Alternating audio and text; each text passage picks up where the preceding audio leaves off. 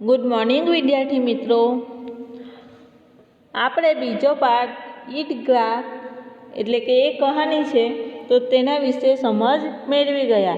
તો ઈદગાહમાં કોની વાત કરવામાં આવી છે કે હામિદ અને તેની જે નાની છે અમીના, તો તેની વાત કરવામાં આવી છે। અને આખો પ્રસંગ શાના આધારે છે તો ઈદનો છે, એટલે કે ઈદ તહેવાર આવે છે તો તેના આધારે આ આખી કવિતા છે।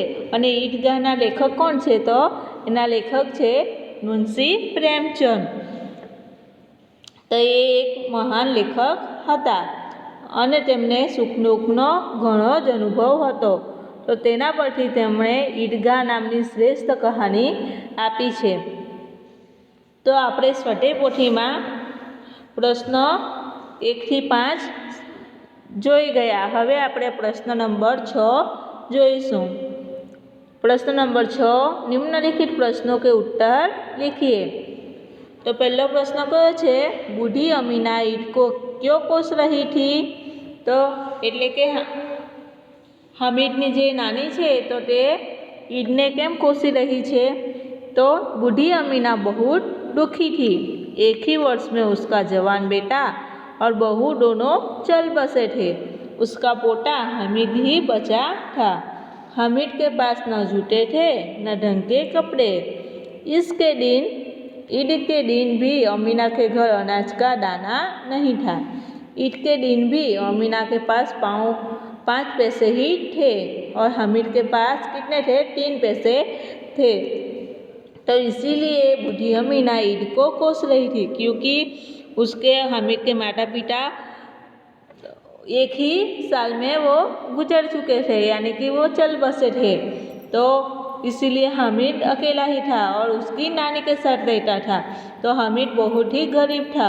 उसके पास पहनने के लिए, पैर में पहनने के लिए जूते नहीं थे, अच्छे कपड़े नहीं थे, और उसके पास जो टोपी थी उसका भी गोटा काला पड़ गया था। और अमीना के घर में खाने के लिए अनाज का दाना भी नहीं है। अमीना के पास उसके बटुए में कितने हैं? 5 पैसे ही है और हामिद के पास सिर्फ 3 पैसे है। तो इतने में ईद कैसे कर सकते थे? इसीलिए बूढ़ी अमीना ईद को कोस रही थी। दूसरा प्रश्न है, हामिद मेले में जाने लगा तो अमीना उसके लिए क्यों चिंतित थी? तो हामिद जब मेले में जाने को कहता है तो अमीना क्यों चिंता करने लगती है? तो हामिद गांव के दूसरे लड़के के साथ मेले में जा रहे थे। अमीना उसे अकेले कैसे भेजती? उसे डर था कि हामिद भीड़ में खो न जाए। 3 कोस का रास्ता था और हामिद के पैरों में जूते भी नहीं थे। उसकी जेब में केवल 3 पैसे ही थे।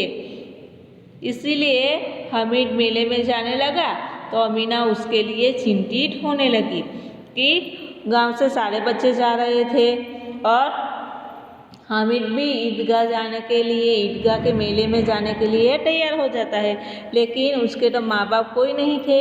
तो अकेले हामिद को कैसे भेजती अमीना? और उसे डर था कि हामिद कहीं भीड़ में खो ना जाए।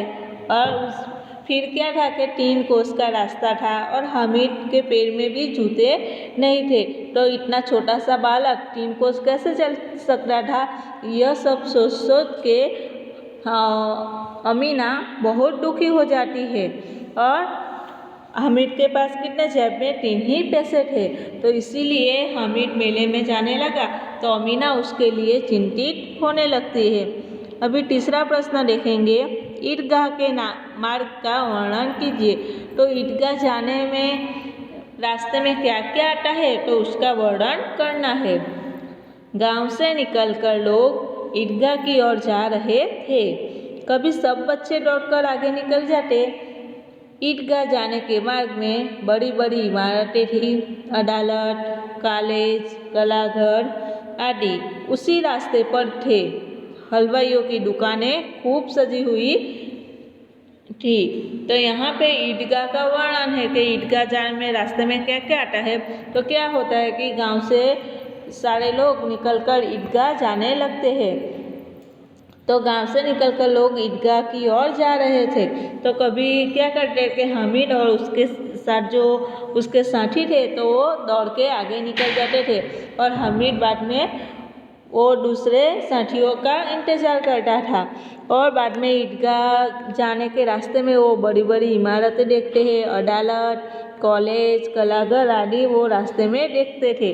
और हलवाइयों की भी बहुत सारी दुकानें वहाँ पे दिखती है।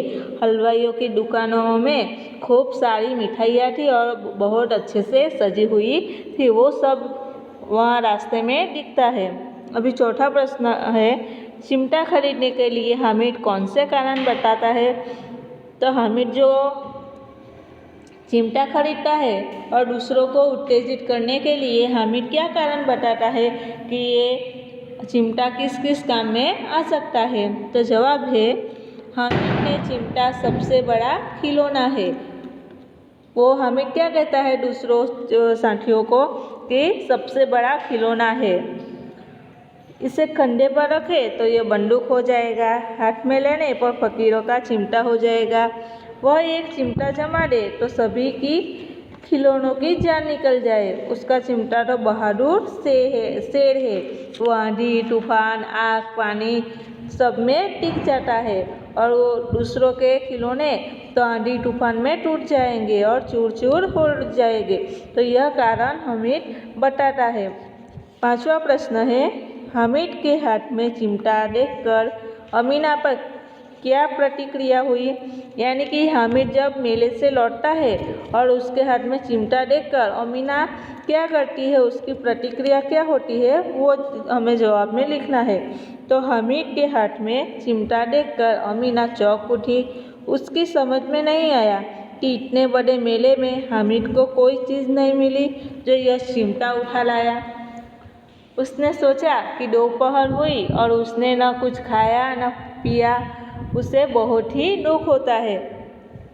तो अमीना क्या करती है कि उसके हाथ में, हामिद के हाथ में जब वो चिमटा देखता है तो वो डर जाती है कि कहती है कि उसके पास, हामिद के पास सिर्फ 3 ही पैसे थे और दोपहर हो चुकी और हामिद ने कुछ भी खाया नहीं, कुछ पिया नहीं और वो उसको कुछ मिला ही नहीं मेले में कि वो चिमटा उठा लाया और इसीलिए वो दुखी हो जाती है।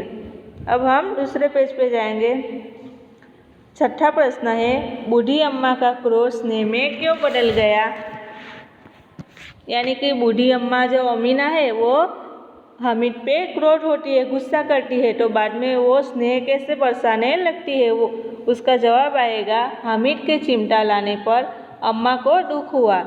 उसे हामिद की नासमझी पर क्रोध भी आया। हामिद ने दादी से कहा कि रोटियां पकाते समय तुम्हारी उंगलियां जल जाती थी, इसीलिए मैं चिमटा लाया हूँ। यह सुनकर बूढ़ी अम्मा का क्रोध स्नेह में बदल गया। तो जब बूढ़ी अम्मा हामिद के हाथ में चिमटा देखती है तो बहुत दुखी हो जाती है, लेकिन हामिद उससे क्या कहते हैं कि दादी अम्मा, तुम जब रोटियां सेकती है तो तुम्हारी उंगलियां जल जाती है, इसीलिए मैं तुम्हारे लिए चिमटा लाया हूँ। तो यह सुनकर बूढ़ी अम्मा जो अमीना होती है तो वो उसका क्रोध स्नेह में बदल जाता है। सातवां प्रश्न है, आप चिमटे के प्रयोग की तरह रुमाल के विविध प्रयोग बताइए। यानी कि जिस तरह हामिद ने चिमटे का प्रयोग यानी कि चिमटे का अलग अलग उपयोग बताया, तो उसी तरह आप रुमाल का उपयोग बताइए।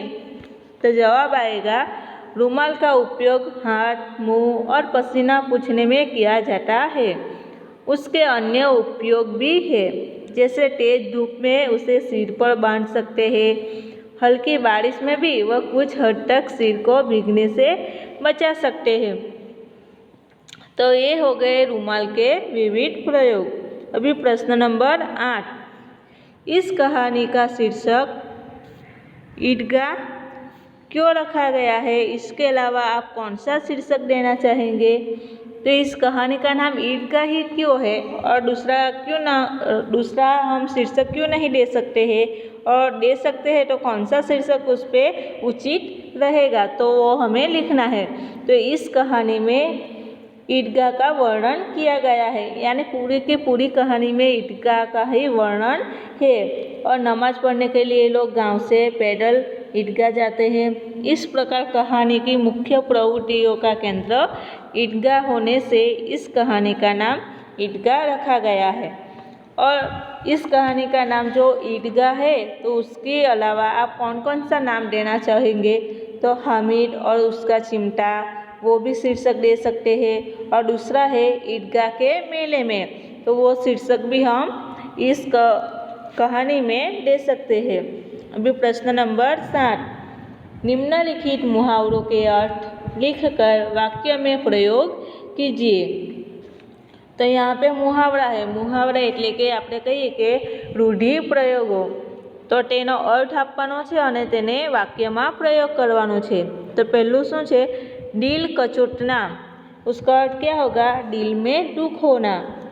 तो वाक्य आएगा, बेटे की बुरी हालत देखकर माँ का दिल कचोट रहा है।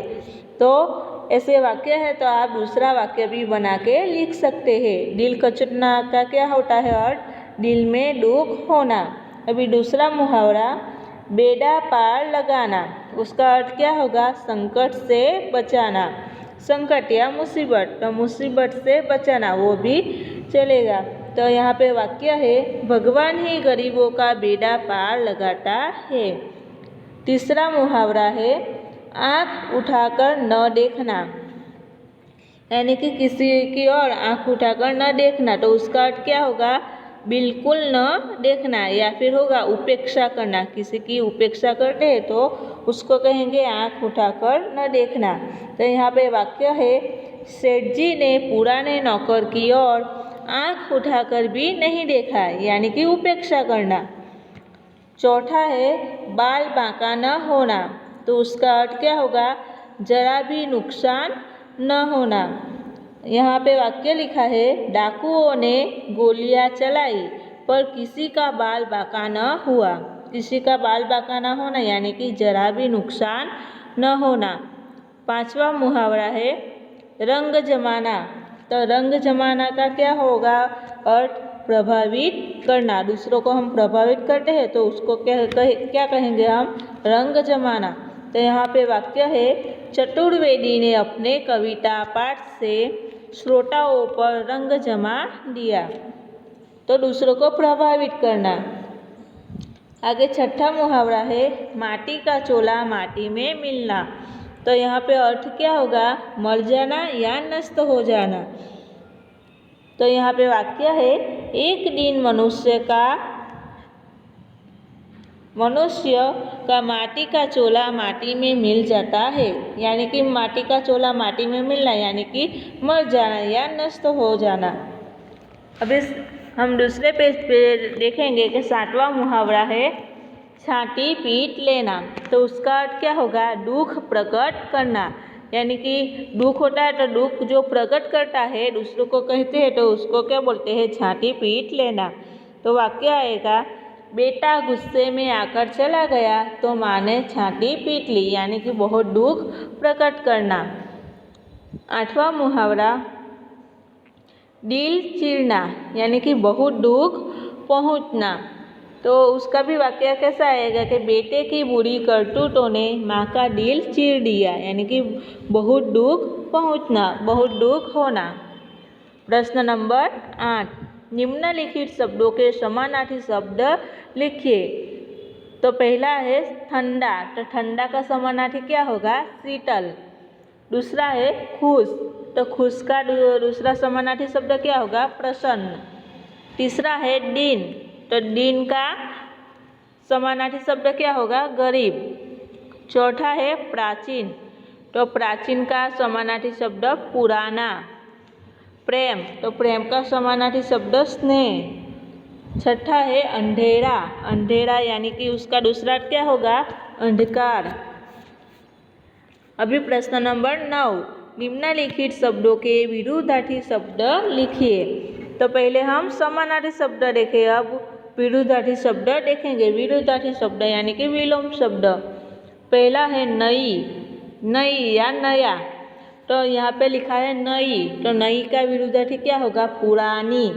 अगर यहाँ पे नया होगा तो हम क्या लिखेंगे? पुराना। तो यहाँ पे नई है तो नई का पुरानी। दूसरा है विरुद्धार्थी शब्द घृणा, तो घृणा का क्या होगा? प्रेम। या फिर नफरत होगा तो नफरत का भी विलोम शब्द होगा प्रेम। तीसरा है प्रकाश, तो प्रकाश का विरुद्धार्थी क्या होगा? अंधकार। चौथा है उष्ण, उष्ण का क्या होगा? यानी कि गर्म, तो उसका विरुद्धार्थी शब्द क्या होगा? शीतल। उष्ण का विरुद्धार्थी शब्द शीतल होगा। अभी पांचवा है खिन्न, तो खिन्न यानी कि क्या? उसका दूसरा क्या होगा? दुखी, तो खिन्न, तो उसका विरुद्धार्थी शब्द क्या होगा? प्रसन्न। छठा है अमीर, तो अमीर का विरुद्धार्थी शब्द होगा गरीब। सातवां है आश्रित, यानी कि दूसरे पे हम आश्रित होना यानी कि आधार रखना, तो उसका विरुद्धार्थी शब्द क्या होगा? अनाश्रित। आठवां है अवनति, तो अवनति का विरुद्धार्थी शब्द क्या होगा? उन्नति, उन्नति यानी कि विकास करना, प्रगति करना। नौवां है भीतर, भीतर એટલે કે अंदर से, तो उसका विरुद्धार्थी शब्द क्या होगा? बाहरी। अभी प्रश्न नंबर 10, तुम भी हामिद की तरह किसी न किसी मेले में गए होगे, वहाँ तुमने क्या क्या खरीदा और क्यों? तो 10 जो प्रश्न नंबर 10 है, तो आपको ही अपने शब्दों में लिखना है कि आप भी किसी न किसी मेले में गए होगे, गए हैं ना, तो वहाँ पे आपने क्या देखा, क्या खरीदा और क्यों खरीदा, तो वो आपको यहाँ पे लिखना है। तो अभी प्रश्न नंबर 10 आपको खुद ही अपने शब्दों में लिखना है। तो ये सब जो स्वाध्याय पोथी में है वो आपको नोटबुक में लिखना है।